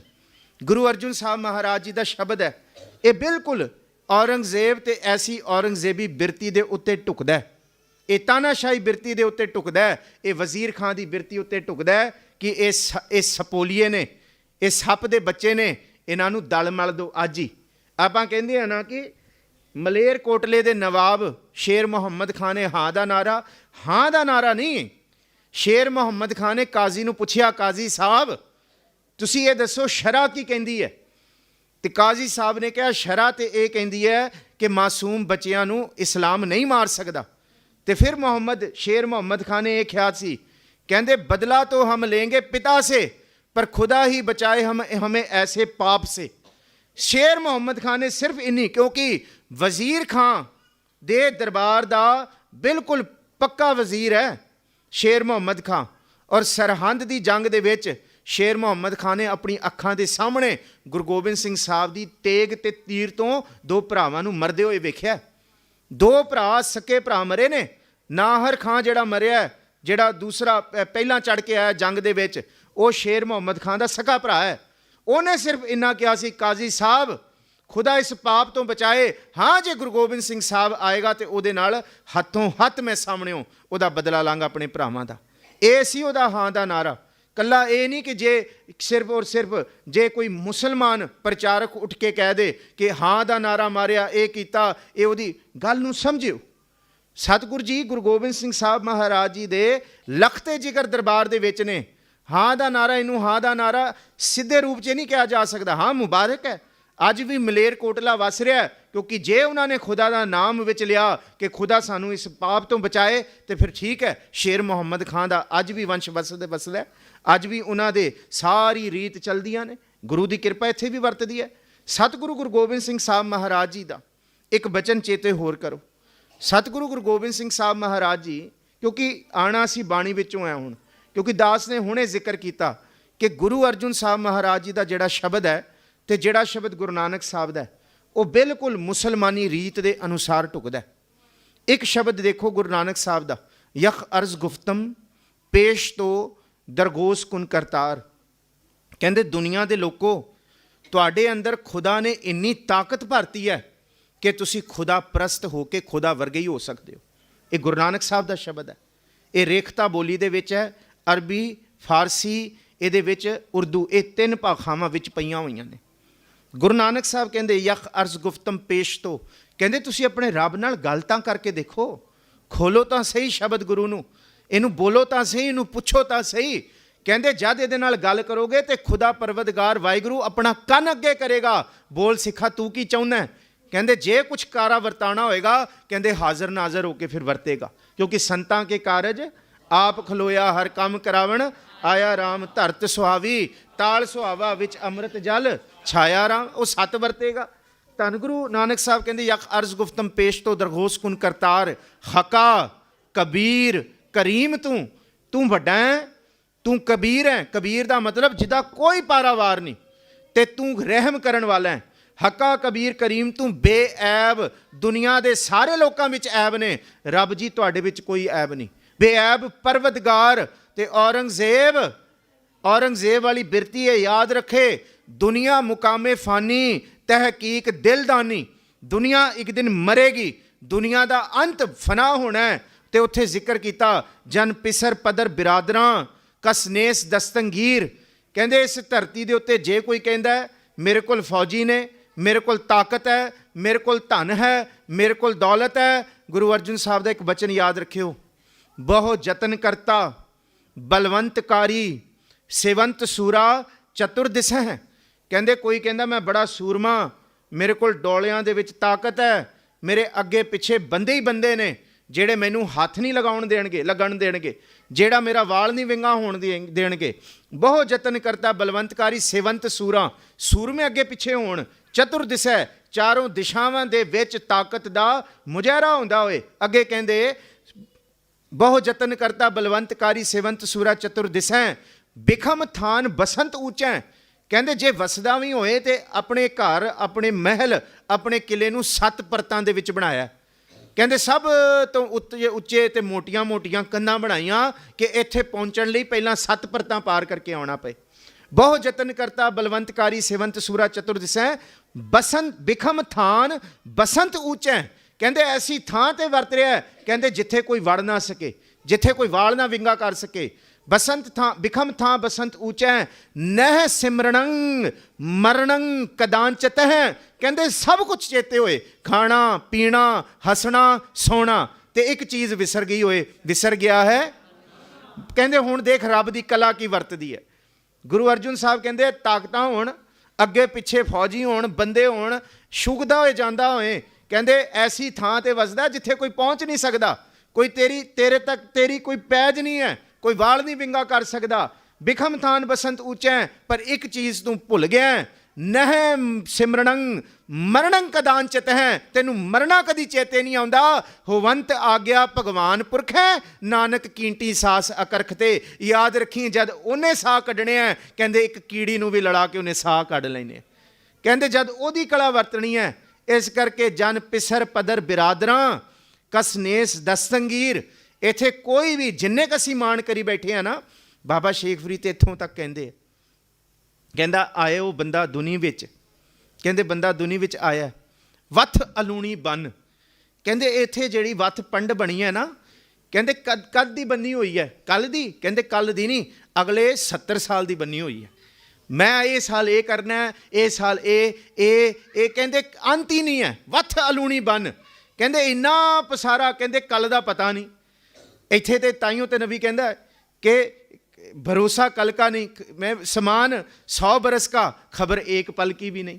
ਇਹਨੂੰ ਬਾਬਾ ਸ਼ੇਖ ਫਰੀਦ ਜੀ ਕਹਿੰਦੇ ਆਇਓ ਬੰਦਾ ਦੁਨੀ ਵਿੱਚ ਵੱਥ ਅਲੂਣੀ ਬਣ। ਪਰ ਕਹਿੰਦੇ ਉਹਨੂੰ ਇਹ ਨਹੀਂ ਚੇਤਾ, ਮਲਕਲ ਮੌਤ ਜੇ ਆਵਸੀ ਸਭ ਦਰਵਾਜ਼ੇ ਭੰਨ। ਕਹਿੰਦੇ ਮੌਤ ਐਸੀ ਹੈ, ਕਹਿੰਦੇ ਜਿਸ ਵੇਲੇ ਆਏਗਾ ਬੰਦਾ ਕਿਤੇ ਭੱਜ ਨਹੀਂ ਸਕਦਾ। ਕਹਿੰਦੇ ਇਹਨੇ ਸਾਰੇ ਦਰਵਾਜ਼ੇ ਸਾਰੇ ਬੂਹੇ ਭੰਨ ਕੇ ਆਣੇ। ਕਿਹੜਾ ਬੂਹਾ? ਜਨ ਦਾ ਮਤਲਬ ਹੈ ਔਰਤ ਤੇ ਪਤੀ, ਸਪੋਜ਼। ਪਿਸਰ ਪਦਰ, ਪਿਸਰ ਕਹਿੰਦੇ ਹੈ ਜਿੰਨੀ ਰਿਸ਼ਤੇਦਾਰੀ ਹੈ, ਪੁੱਤਰ। ਪਿੱਦਰ ਕਹਿੰਦੇ ਪਿਤਾ, ਬਿਰਾਦਰਾਂ, ਬਿਰਾਦਰ ਭਰਾ ਜਿੰਨੇ, ਇਹ ਸਾਰੇ ਦਰਵਾਜ਼ੇ ਨੇ।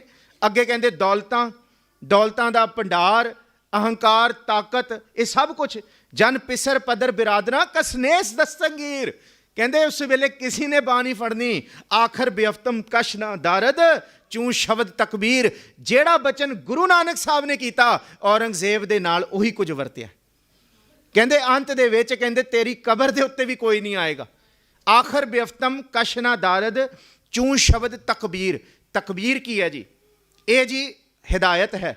ਇਸਲਾਮ ਦੇ ਵਿੱਚ ਹਦੀਸਾਂ 'ਚ ਲਿਖਿਆ ਹੈ ਕਿ ਜਿਸ ਵੇਲੇ ਬੰਦੇ ਦੀ ਕਬਰ ਪੱਟੀ ਜਾਂਦੀ ਹੈ ਨਾ, ਕਬਰ ਪੱਟਣ ਲੱਗਿਆਂ ਜਿਸ ਵੇਲੇ ਬੰਦੇ ਨੂੰ ਦਬਾਇਆ ਜਾਂਦਾ, ਦਫਨਾਇਆ ਜਾਂਦਾ, ਉਸ ਤੋਂ ਪਹਿਲਾਂ ਇੱਕ ਨਮਾਜ਼ ਪੜ੍ਹਨੀ ਬੜੀ ਜ਼ਰੂਰੀ ਹੈ। ਉਸ ਨਮਾਜ਼ ਦਾ ਜ਼ਿਕਰ ਕੀਤਾ ਗੁਰੂ ਗ੍ਰੰਥ ਸਾਹਿਬ ਜੀ ਦੀ ਬਾਣੀ 'ਚ ਗੁਰੂ ਨਾਨਕ ਸਾਹਿਬ ਨੇ। ਇਹ ਤਿਲੰਗ ਰਾਗ ਦਾ ਪਹਿਲਾ ਸ਼ਬਦ ਹੈ। ਕਹਿੰਦੇ ਆਖਰ ਬੇਅਫਤਮ। ਆਖਰ ਬੇਅਫਤਮ ਦਾ ਮਤਲਬ ਅੰਤਮ ਸਮੇਂ ਜਦ ਤੈਨੂੰ ਦਫਨਾਇਆ ਜਾਏਗਾ। ਆਖਰ ਬੇਅਫਤਮ ਕਸ ਨਾ ਦਾਰਦ। ਕਹਿੰਦੇ ਫਿਰ ਉੱਥੇ ਦੇਖੀ ਤੇਰੇ ਅੱਗੇ ਪਿੱਛੇ ਕੋਈ ਨਹੀਂ ਹੋਏਗਾ। ਚੂੰ ਸ਼ਬਦ ਤਕਬੀਰ। ਕਹਿੰਦਾ ਕੋਈ ਇੱਕ ਬੰਦਾ ਫੜ ਕੇ ਲਿਆਇਆ ਹੋਏਗਾ, ਭਾਈ ਪੜ੍ਹਦੇ ਇਹਦੇ ਲਈ ਨਮਾਜ਼। ਅੰਤ ਵੇਲੇ ਚਲਿਆ। ਸੱਚੀ ਮੁੱਚੀ ਔਰੰਗਜ਼ੇਬ ਦਾ ਇਹੀ ਹਾਲ ਹੋਇਆ। ਅੰਤਮ 15 ਪੁਆਇੰਟ ਲਿਖ ਕੇ ਗਿਆ ਸੀ, ਮੇਰੀ ਅੰਤਮ ਇੱਛਾ, ਕਿਉਂਕਿ ਸ਼ਾਹੀ ਖਜ਼ਾਨੇ ਸਾਰੇ ਖਾਲੀ ਹੋ ਗਏ ਸੀ, ਸਭ ਕੁਝ ਖਤਮ ਹੋ ਗਿਆ ਸੀ। ਉਹਦੀ ਅੰਤਮ ਇੱਛਾ ਸੀ ਕਿ ਔਰੰਗਾਬਾਦ ਦੇ ਵਿੱਚ ਜਿਹੜਾ ਉੱਚ ਦਾ ਪੀਰ ਵਲੀ ਹੈ ਨਾ, ਜਿੱਥੇ ਉਹਦੀ ਥਾਂ ਆ, ਉਹਦੀ ਕਬਰ ਬਣੀ ਹੋਈ ਹੈ, ਉਹਦੇ ਨਾਲ ਔਰੰਗਜ਼ੇਬ ਕਹਿੰਦਾ ਮੇਰੀ ਕਬਰ ਬਣਾਈ ਜਾਏ, ਮੇਰਾ ਮੂੰਹ ਢੱਕਿਆ ਨਾ ਜਾਏ ਮਰਨ ਤੋਂ ਬਾਅਦ। ਜ਼ਫਰਨਾਮਾ ਪੜ੍ਹਨ ਤੋਂ ਬਾਅਦ ਸਾਰਾ ਜ਼ਿਕਰ ਹੈ। ਕਹਿੰਦੇ ਮੇਰੀ ਕਬਰ ਉੱਤੇ ਨਾ ਰੁੱਖ ਲਾਇਆ ਜਾਏ ਅਤੇ ਨਾ ਪੱਥਰ ਲਾਏ ਜਾਣ, ਕਿਉਂਕਿ ਉਹਨੇ ਪੜ੍ਹ ਲਿਆ ਸੀ ਕਿ ਚਾਹ ਸ਼ੁੱਧ ਕੇ ਚੂ ਬਚਗਾ ਕੁਸ਼ਤਾ ਹੈ ਚਾਰ ਬੱਚੇ ਜਿੰਨੇ ਕੋਹ ਕੇ ਮਾਰੇ ਹੋਣ।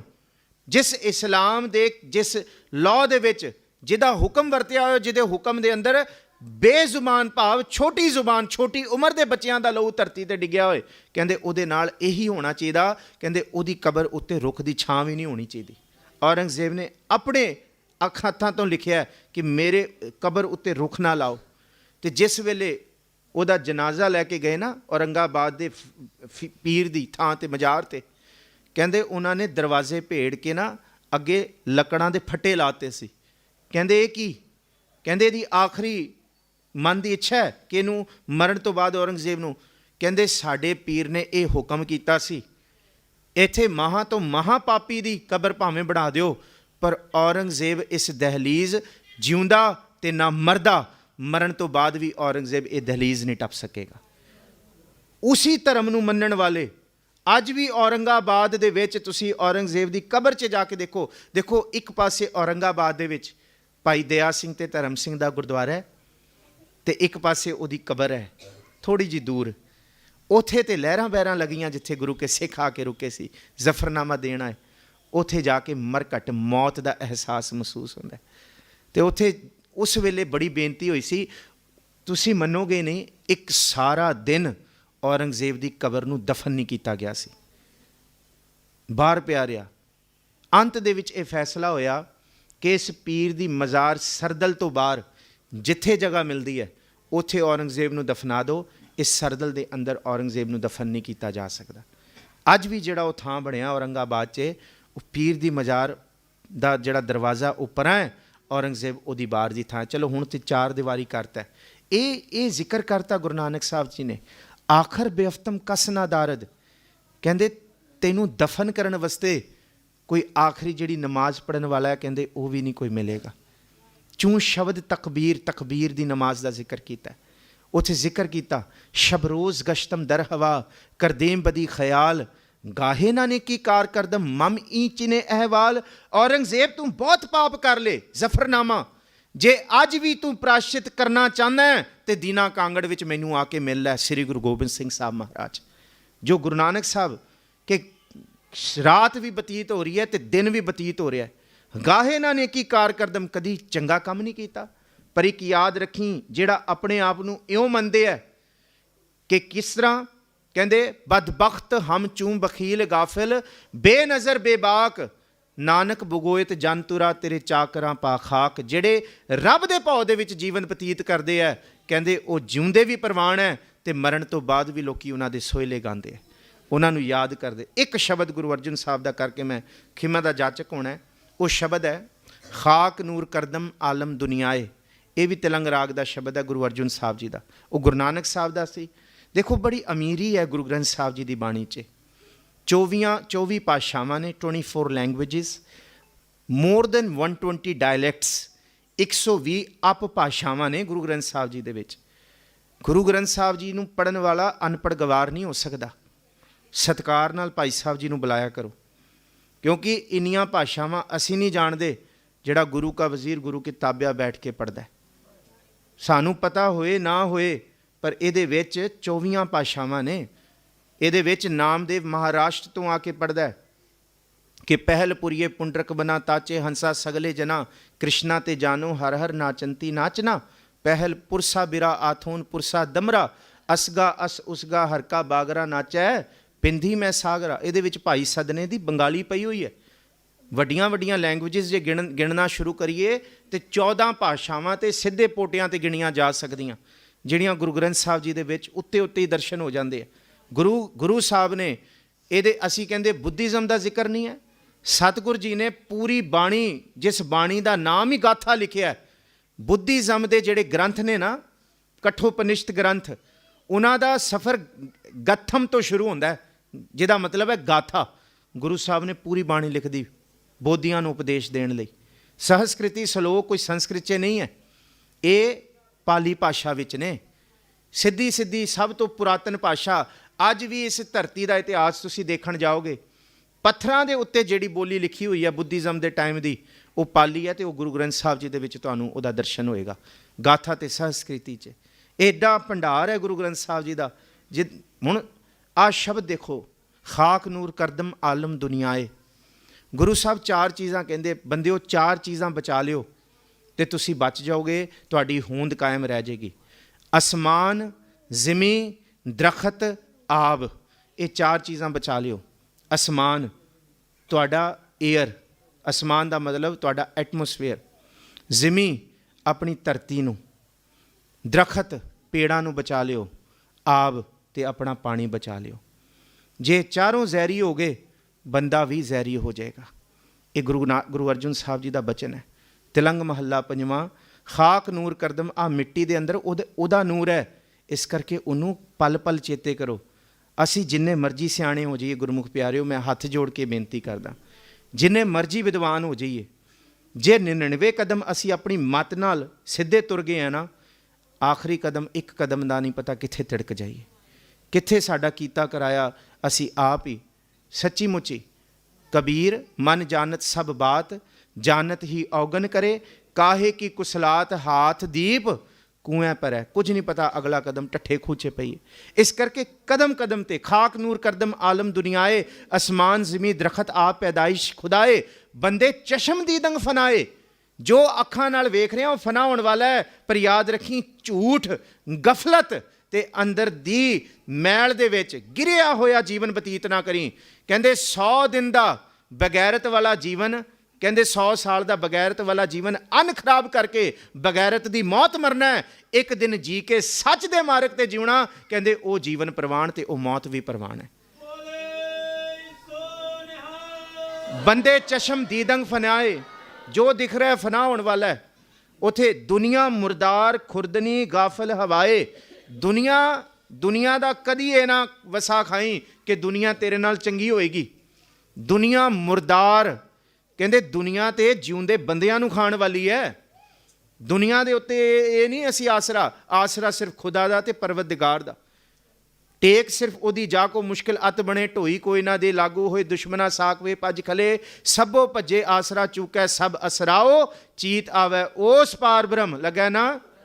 ਦੁਨੀਆ ਮੁਰਦਾਰ ਖੁਰਦਨੀ ਗਾਫਲ ਹਵਾਏ, ਦਿਲ ਕਬਜ਼ ਕਬਜ਼ੋ ਕਾਦਰਾ, ਦੋਜ਼ਕ ਸਜ਼ਾਏ, ਵਲੀ ਨਿਆਮਤ ਬਰਾਦਰਾਂ।